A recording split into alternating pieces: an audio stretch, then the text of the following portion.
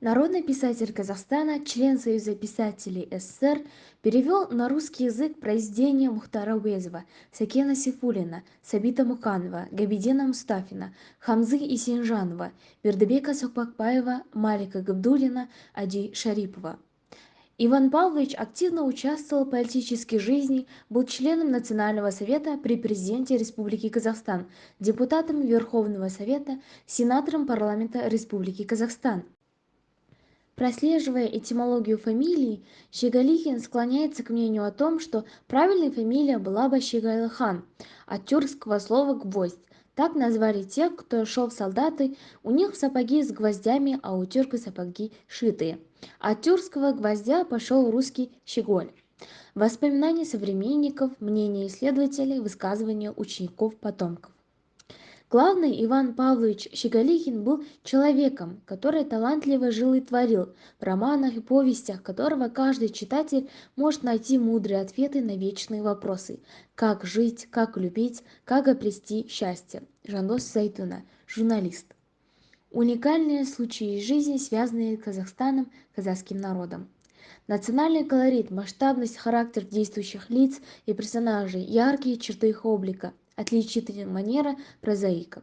Иван Щеголихин был глубоко уверен в том, что народ Казахстана имеет древнюю, общую казахско-тюркско-славянскую историю на безграничных просторах Евразии. Язык любой нации не просто средство общения, способ связи. Язык – носитель, голос национального достоинства, выразитель нравственной, политической и гражданской полноправности народа. Каково в частной семейной жизни старикам общаться с малышами, не понимая друг друга? Свет очей моих, ласково говорят казахи внучатам, а ребятишки иногда не слышат их.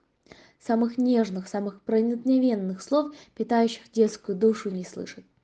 Обрывается связь поколений, духовная преемственность, традиция, этническая память. Последние годы Щеголихин плодотворно работал в жанрах романа и повести, имеющих ярко выраженный автобиографический характер.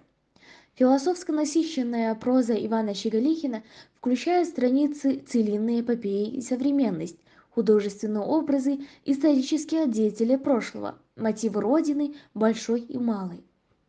Писатель пытался предвидеть будущее в условиях мультикультурного мира.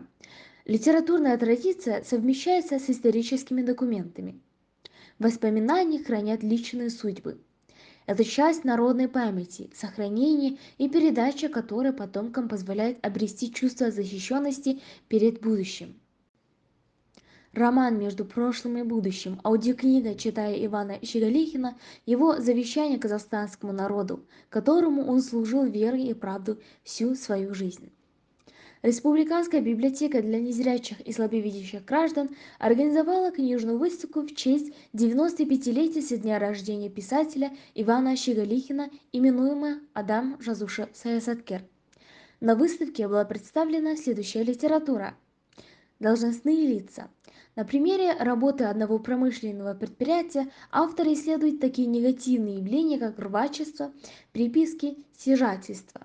В романе выставляются на показ, высмеиваются и развенчиваются жизненные принципы и циничная философия разного рода деляг, должностных лиц, которые возвели злоупотребление в отлаженную систему личного обогащения за счет государства. Избранные.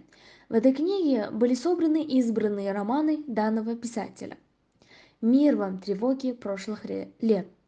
Это строго документальная публикация дневников 1965 года.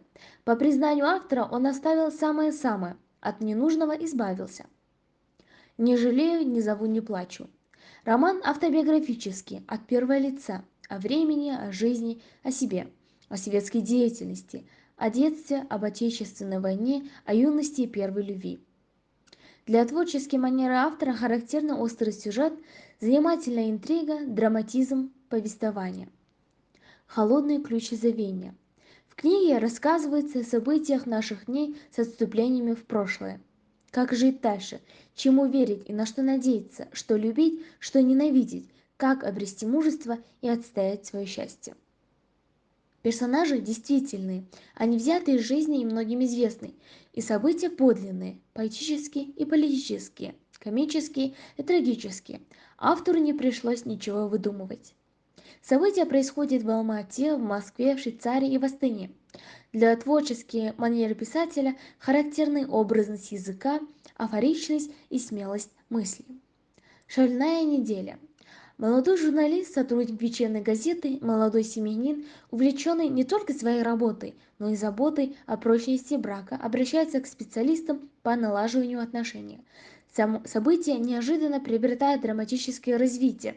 Герой оказывается невольным свидетелем и почти соучастником семейной драмы посторонних людей.